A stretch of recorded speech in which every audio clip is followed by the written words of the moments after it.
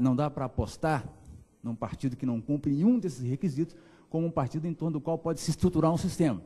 Então, existem três, na minha opinião, quer dizer, a nossa experiência recente,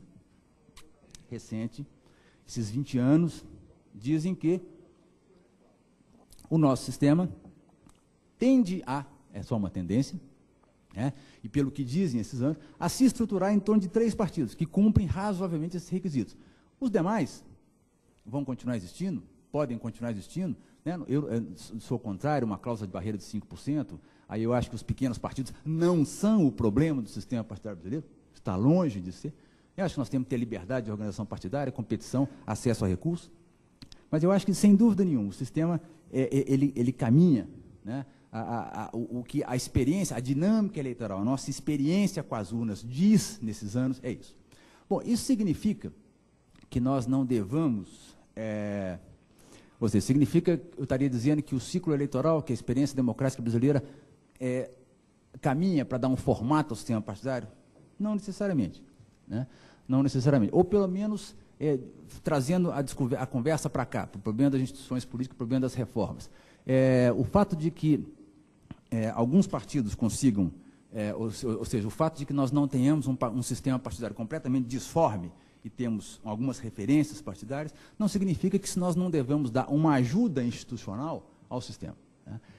Nesse sentido, eu acho que, em linhas gerais, a proposta de reforma que foi aprovada na CCJ, na Comissão de Reforma Especial de Reforma Política, é razoável, na medida que ela vincula financiamento de campanha a partidos, na medida em que ela proíbe coligações nas eleições proporcionais, na medida em que, bom, se bem que aí ela recuou, né, na medida em que ela recua da questão das migrações partidárias, né, mas acho que ela devia avançar na questão das migrações partidárias. É um verdadeiro absurdo que no Brasil nós continuamos concordando com o fato de que os partidos ganham mais deputados depois da eleição do que na eleição.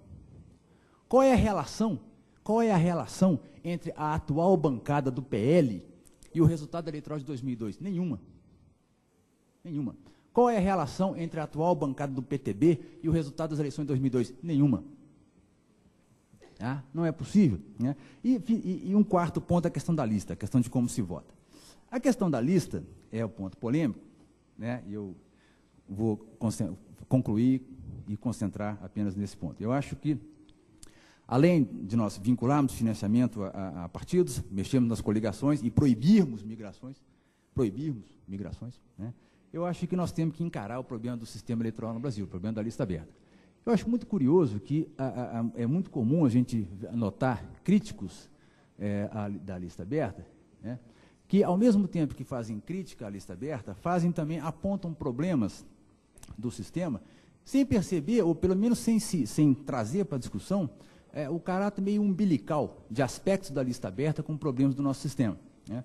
Então, as pessoas dizem o seguinte: é preciso controlar o financiamento. Ora, mas é mais fácil controlar o financiamento de partidos do que de centenas de candidatos, né? As pessoas dizem: é preciso fidelidade partidária. Ora, mas o fundamento da infidelidade partidária no Brasil está no voto personalizado. Afinal de contas, o deputado conquistou o seu mandato numa relação tete-a-tete com o eleitor, né? Fez um contrato com o eleitor onde não entrava o partido, e depois ele muda mesmo se quiser. Ele muda se quiser. O fundamento da infidelidade partidária está no sistema eleitoral. Está no sistema eleitoral, essencialmente, né?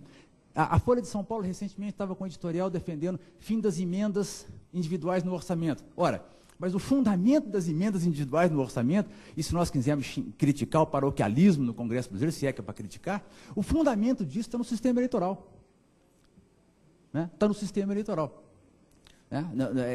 Está no fato de que o eleitor e candidato são convidados a estabelecer vinculações de caráter personalizado.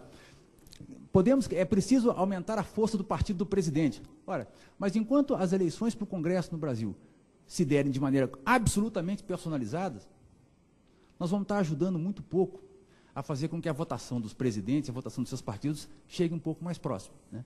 Agora, a defesa da lista aberta, e aí eu brigo aqui com o Fabiano, acho que o André também, nós vamos divergir um pouquinho. A lista aberta diz o seguinte: é preciso respeitar os vínculos entre eleitor e representante. é preciso representar a liberdade e a soberania do eleitor. Bobagem, isso é tudo uma falácia no Brasil, né?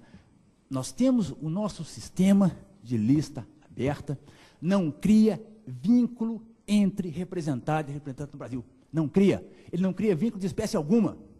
Nem entre o deputado e o eleitor, nem entre o eleitor e o partido. Ele é o pior de todos. Não cria. Não há vínculo. Não há vínculo. Embora essa seja, devesse criar, porque ele é um sistema personalizado. Mas ele não cria. E existem inúmeras e inúmeras evidências sobre isso. Eu não vou citar porque não tem tempo. Segundo, o sistema de lista aberta no Brasil cria uma legião de eleitores sem representação. Como é que isso se dá? Se dá porque todo eleitor, o eleitor que vota em candidatos derrotados nas listas partidárias, o eleitor que vota em João, e o João não é eleito, e o voto dado ao João vai para o Antônio, esse eleitor que votou em João, como ele não votou partidariamente no João, ele não se sente representado pelo Antônio.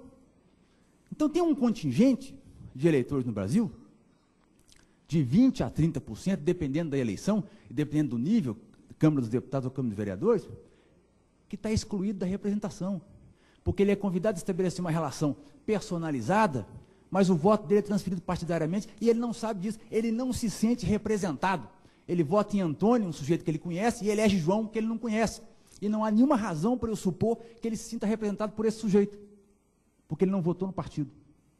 Ele não votou no partido.